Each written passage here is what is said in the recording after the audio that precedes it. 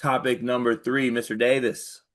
So we're going to stay with our own top 25 and say who on this list is a stock riser since these off-season practice clips have dropped. Or rather, I guess not off-season anymore. The official first day of practice. We've seen a lot of social teams have put together highlight montages. Who in your mind, after seeing what they've done on the first day of practice and the way that these social teams are highlighting certain players, certain styles, whatever, who is rising in your mind? God, do we want to go? Do we want to do the top 10 teams again?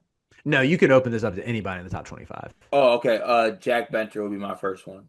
And legit, it's coming from everybody. It's coming from everybody. You're being Anyone, serious right now. yeah, man. It's Everyone in the truly Jack Benter. it is truly Jack Benter. Wow. It's time. It's time to come around.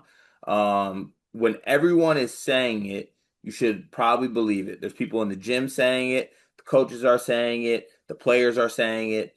Everyone is saying it except for me.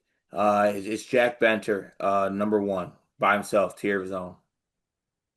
I can't believe Jack Benter is number one. I was going to say Alabama, just as a team, like seeing some of what they've been churning out. I think this is a roster that's really slept on because it doesn't have the star power of Mark Sears and Cliff Amore, who was one of the most sought after transfers last year, and various five-star freshmen like Darion Reed.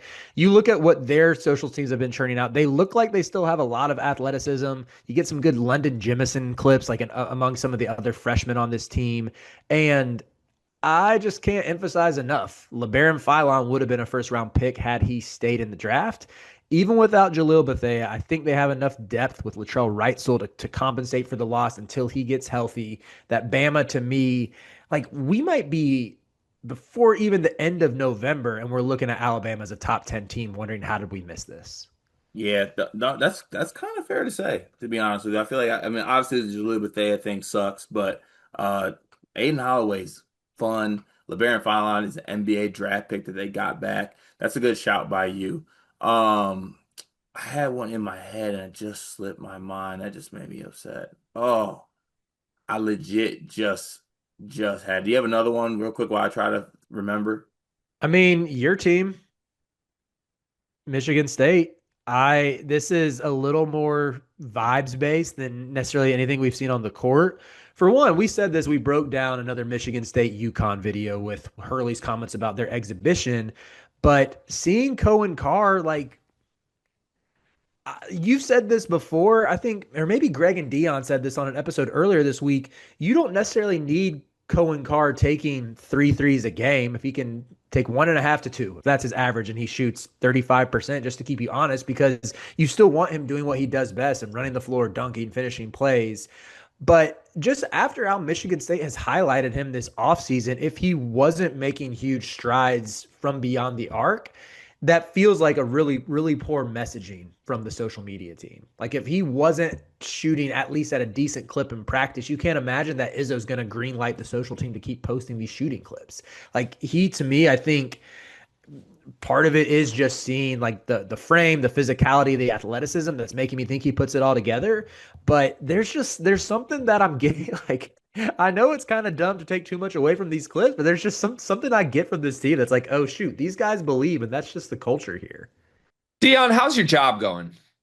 Beginning of the school year, everything's like a little up and down. One of the biggest issues we've had is we can't find any uniforms for our girls' sports teams. Mm, that's a difficult thing to find a solution for. I know damn well all about that because I got a daughter that just turned 2. She's into sports and she's already outgrowing every little piece of sports apparel she had. Thankfully, I know Clara K Creations. Clara K Creations was started by a former high school teacher who quit because it wasn't cost effective to send new twins and a 2-year-old to daycare. She found it easier to make girl sports apparel than finding it to buy. And I am so thankful that she exists because if we have an old shirt of Murph's that she's outgrown, we can send it in and she takes that piece of apparel that means something and upcycles it into an outfit that Murphy can now wear as she grows up. She makes great stuff. It's honestly kind of like your fullback's wife, Kyle Juszczyk. Is that how you say it? She does that. But honestly, I think Clara Kate's coming for Mrs. Juszczyk's job. I love that. I'm a big Juice guy, love his wife, love Claire Kate even more than both of them, though. You can send in your own custom ideas and she will come up with a design. She's just the best. Look up Clara Kate Creations on social media, Facebook, Instagram, and more. Yeah, I think that's kind of fair to say. I'm not, you know what? I'm not mad at that one. I'm not mad. And I remember what I was gonna say. It's now he has to be eligible. I want to go ahead and throw that out here first.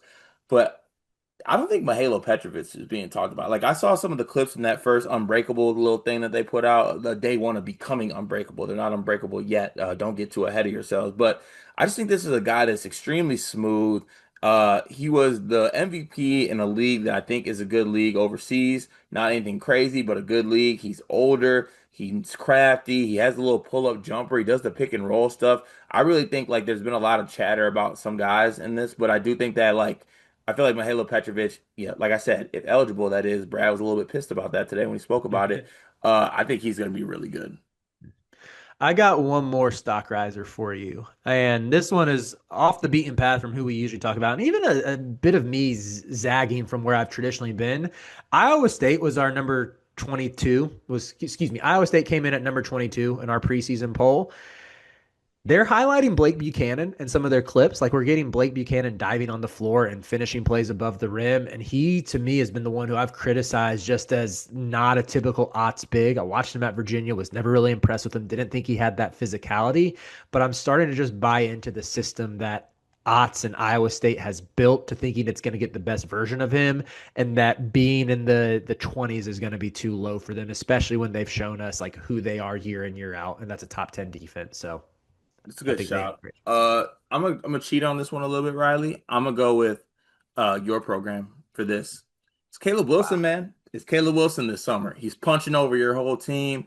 I think that he has a chance to be really special for this UNC team, and people just need to put their Hubert biases aside and just Mhm. give it a chance with this UNC team. That's all I'm asking for. I'm gonna go along for the ride for a little bit until I get pissed off. But I think it is going to be a fun one. I think that Caleb Wilson is definitely a stock riser for me in this one. You got any more you want to throw out there? That's all I got, Twin. I appreciate you giving my team a shout out. I gotta do what I gotta do for you. I got you, twin. Don't you worry about it. Thank you for that last segment there.